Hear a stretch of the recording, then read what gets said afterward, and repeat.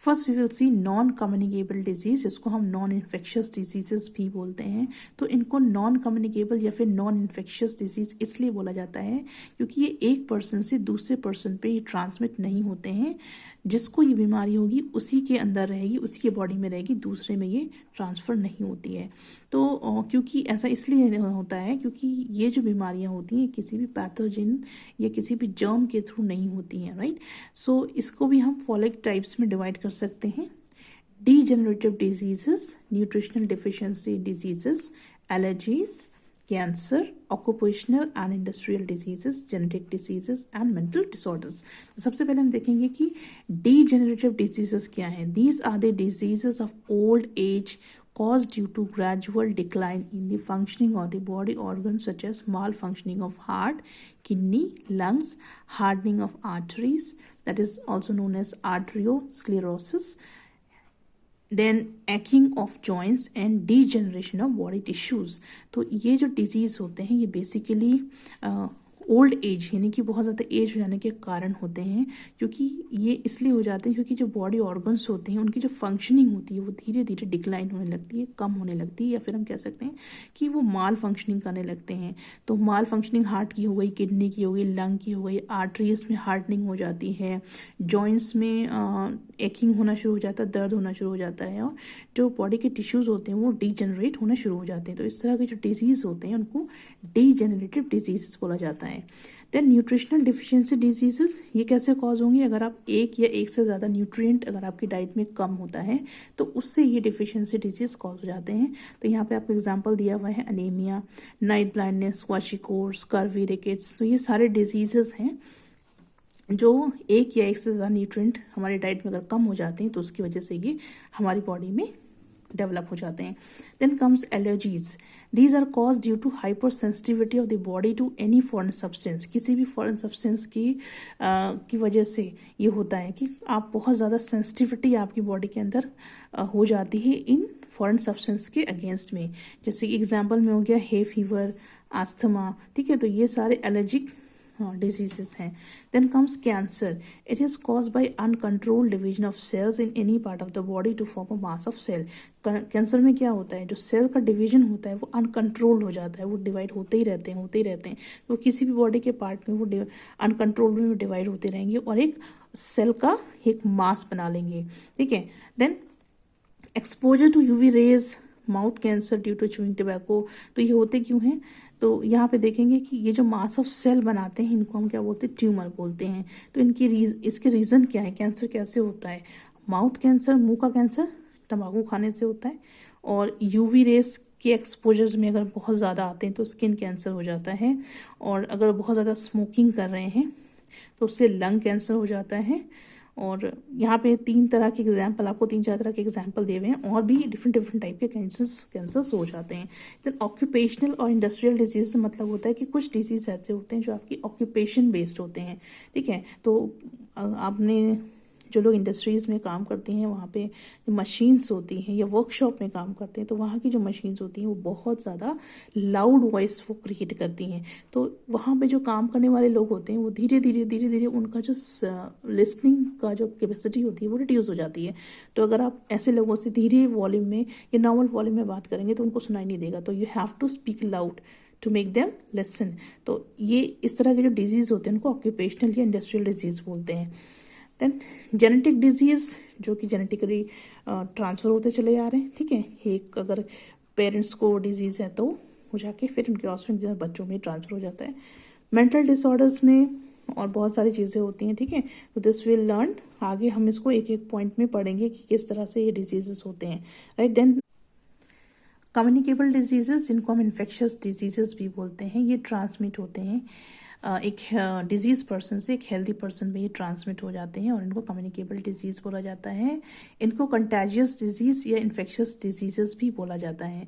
ये disease cause होते हैं जब माइक्रो ऑर्गेनिज्म, ठीक है, डिजीज़ कॉजिंग माइक्रो ऑर्गेनिज्म जब एंट्री जब हमारी बॉडी के अंदर हो जाती है तब ये डिजीज़ कॉज होते हैं।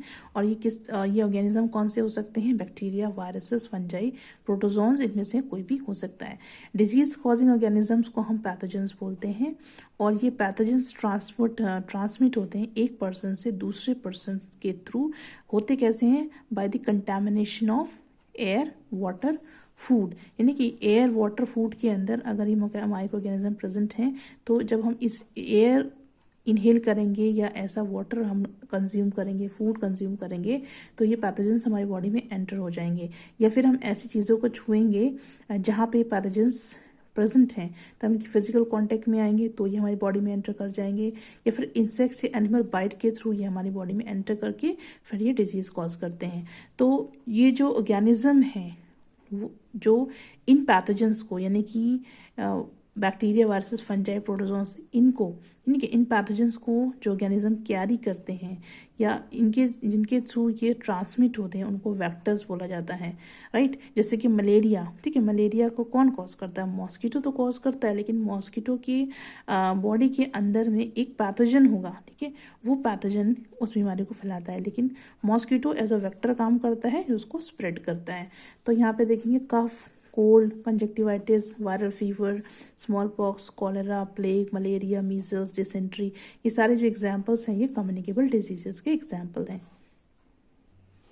Now pathogens and communicable diseases, तो बैक्टीरिया, वायरसेस, फंजाई, प्रोटोजोआ और वर्म्स, ये एग्जाम्पल है पैथोजन के। और ये अलग अलग हम इनको इसमें देखेंगे कि कौन कौन सी बीमारी ये कॉज करते हैं। तो सबसे पहले हम देखेंगे बैक्टीरिया।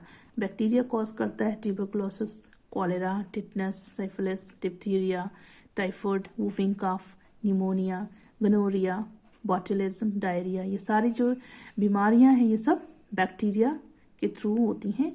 देन वायरसेस कॉज करते हैं mumps, poliomyelitis, rabies, chicken pox, hepatitis, influenza, AIDS. Fungi cause करते हैं ringworm, athlete's foot. Protozoa cause करते हैं malaria, amoebic dysentery, leishmaniasis, trypanosomiasis, sleeping sickness. Helminthic cause करते हैं फाइलेरियासिस, जिसको एलिफेंटाइसिस भी बोला जाता है, एस्केरियासिस, टेनियासिस। ये सारे जो आप देख सकते हैं अलग अलग कैटेगराइज इसको कर दिया गया है। बैक्टीरियल डिजीज है, वायरल डिजीज, फंजाई की disease, protozoan disease, helminthic disease, तो इस तरह से इसको कैटेगराइज कर दिया गया है, right. Then next we will see the infection of host. What is infection? Infection क्या होता है? जब कोई भी माइक्रोऑर्गेनिज्म या पैथोजन बॉडी के अंदर, होस्ट की बॉडी के अंदर एंटर करता है और मल्टीप्लाई करता है, तो उस एक एक्ट को या उस एक स्टेज को हम इन्फेक्शन बोलते हैं, जिसमें माइक्रोब होस्ट की बॉडी के अंदर जाएगा और जाके मल्टीप्लाई करेगा। तो इस सिचुएशन को हम इन्फेक्शन बोलते हैं, इसको हम डिफाइन करते हैं एज अ इन्फेक्शन। और हम कब अवेयर होते हैं? ठीक है, जब ये इन्फेक्शन हमारी बॉडी के अंदर आने लगता है और जब हम इसका विजिबल एक सिम्टम देख लेते हैं। अगर हमको कोई विजिबल सिम्टम नहीं मिलेगा तो हमको नहीं पता चलेगा। तो जब तक हमको विजिबल सिम्टम नहीं मिलता है तब तक हम नहीं समझ सकते हैं। तो जैसे ही हमको कोई visible symptom, externally visible symptom जब मिल जाता है तो हमको समझ में आ जाता है कि कोई इन्फेक्शन है। तो किसी भी कंटेजियस डिजीज़ को डेवलप होने के लिए ये ज़रूरी है कि वो पैथोजन जब बॉडी के अंदर जा रहा है तो वो अपने आप को मल्टीप्लाई कर सके। अगर वो अपने आप को मल्टीप्लाई नहीं कर पाएगा वो उसकी बॉडी में, तो वो डिजीज डेवलप नहीं हो सकता है। ठीक है, तो यहाँ पे लिखा हुआ है कि it means a contagious disease develops only when it's pathogen is able to multiply with in the body of the host.